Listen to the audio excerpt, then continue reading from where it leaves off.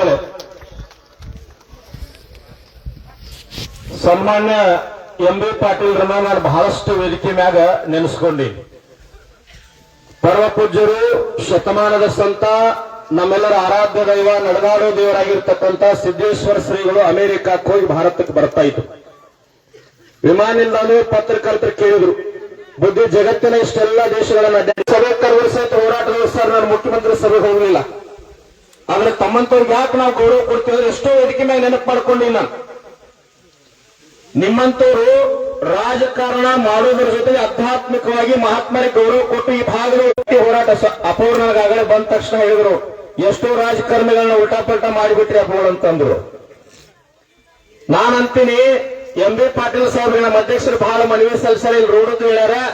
ನನ್ನೊಂದು 2 ಬೇಡಿಕೆ ಅದಾವ, ಹಾಸ್ಯಾಸ್ಪದ ಅನಿಸ್ಬಹುದು ಸಾಹೇಬ್ರಿಗೆ. ಆದ್ರೆ ಏನು ನೀರಾವರಿ ಅಂತರೂ ಸರ್ ಮಾಡಿಬಿಟ್ಟ, ಚಿಂತೆ ಮಾಡಬೇಡ ನೀವು.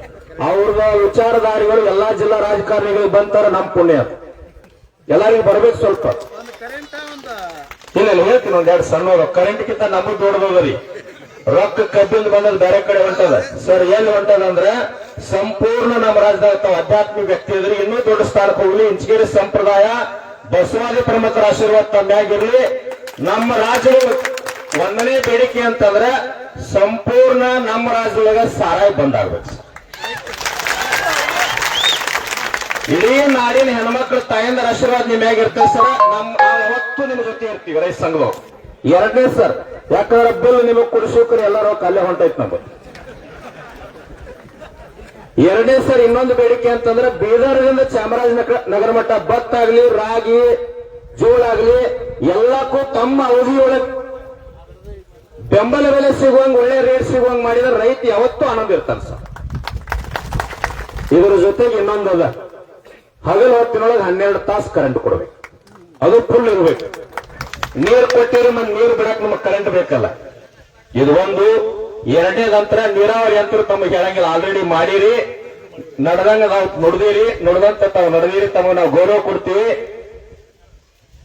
ಯಾಕೆ ಇದನ್ನ ಹೇಳಿನಿ ಅಂತಂದ್ರ ತಪ್ಪು ತಿಳ್ಕೋಬೇಡ್ರಿ.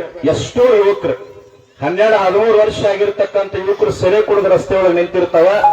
ರಾತ್ರಿಯಪ್ಪ ಅವ್ರು ತಮಗಂತೂ ಗೊತ್ತದ, ನಮ್ದು 2 ಅವತಾರ, ಒಂದು ರೈತ ಸಂಘ, ಒಂದು ಅಧ್ಯಾತ್ಮ. ಪ್ರವಚನಕ್ಕೆ ಹೋಗಿರ್ತೀವಿ, 7 ಗಂಟೆ ಆಯ್ತಂದ್ರೆ ನಾವೊಂದು ಹೇಳ್ತಿರ್ತೀವಿ, ಅವರೊಂದು ಮಾತಾಡ್ತಿರ್ತಾರೆ. ಡಬಲ್ ಬಬಲ್ ಅದೇ ಕೆಲಸನ ಆಗಿಬಿಟ್ಟ.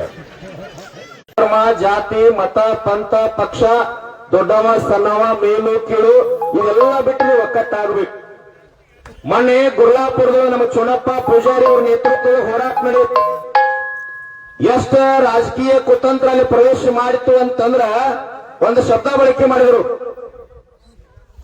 ಸರ್ ನೀವೇನ್ರಿ ನಮ್ಮ ಬೆಳಗಾವಿ ಜಿಲ್ಲಾದಾಗಿದ್ದರೆ ನಾವು 3,500 100% ತಗೊಂಡ ಬಿಡ್ತಿದ್ವಿ. ಇಲ್ಲ, ಸತ್ಯದ ಮಾತು ಹೇಳ್ತಿಲ್ಲ ನಾನು, ಹಿಂದೂ ಮುಂದೆ ಮಾತು ಬರಂಗೇ ಇಲ್ರಿ. 50 ರೂಪಾಯಿ ತಗೋಲ್ಲ ನಾವು ನೋಡೋಣ ಅನ್ನುವಂತ ಶಬ್ದ ಬಳಕೆ ಮಾಡಿದರು. 50 ರೂಪಾಯಿ ಆ ಹಟ್ಟಕ್ಕೆ ಬಿದ್ದ ಗುರ್ಲಾಪುರ ವೇದಿಕೆ ಹೆಂಗಾಯ್ತಂತಂದ್ರ ಶ್ರೀಶೈಲ್ ಜಗದ್ಗುರುಗಳ ಆದಿಯಾಗಿ ಪಂಚಮಸಾಲಿ ಜಗದ್ಗುರುಗಳು ಸಾಕಷ್ಟು ಮಠಾಧೀಶರು, 100 ಮಠಾಧೀಶರು ಬಂದು ದಿವ್ಯ ಸಾನ್ನಿಧ್ಯ ತಗೊಂಡ್ರು. ವಕೀಲರು ಬೆಂಬಲ ಕೊಟ್ರು, ವಿದ್ಯಾರ್ಥಿಗಳು ಕೊಟ್ರು, ಡಾಕ್ಟರ್ ಕೊಟ್ರು, ನಿವೃತ್ತ ಸೈನಿಕರ ಬೆಂಬಲ ಕೊಟ್ರು. ಲಕ್ಷ ಜನ ಪ್ರಸಾದ ಮಾಡಿದ್ರು ಸಹಿತ ರೈತನ ತಾಕತ್ತು ಹೆಂಗದ ಗಟ್ಟಿಯಾಗಿ ನಿಂತರಂತಂದ್ರ 10 ದಿನ ಹೋರಾಟ ಮುಗಿದ ನಂತರ ತಾಯಂದ್ರು ಮಾಡಿ ಕೊಟ್ಟಿರ್ತಕ್ಕಂಥ ರೊಟ್ಟಿ ಪ್ರಸಾದ ಎಷ್ಟು ಹೋಯ್ತಾರ 50 ಮಠಕ್ಕೆ ಟ್ರ್ಯಾಕ್ಟರ್ ಡಬ್ಬಿ ರೊಟ್ಟಿ ಹಾಕಿ ವಾಪಸ್ ಕೊಟ್ರು, ಇನ್ನು 50 ಮಠಕ್ಕೆ ಕೊಡುವಂಗ ಉಳಿದಿತ್ತು.